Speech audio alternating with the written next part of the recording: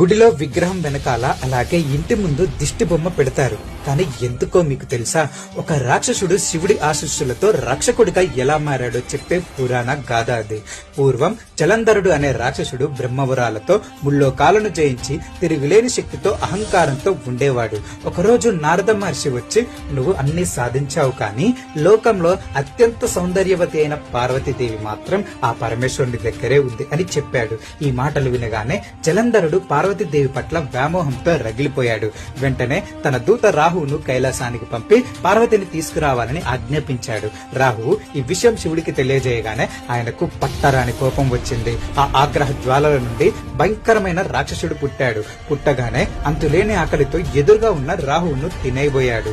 రాహువు భయంతో శివుణ్ణి వేడుకోగా శివుడు దయతో అతన్ని విడిచిపెట్టాడు. కానీ ఆ కొత్త రాక్షసుడి ఆకలి మాత్రం తీరలేదు. శివుణ్ణి వేడుకోగా శివుడు ఓ విచిత్రమైన పరీక్ష పెట్టాడు.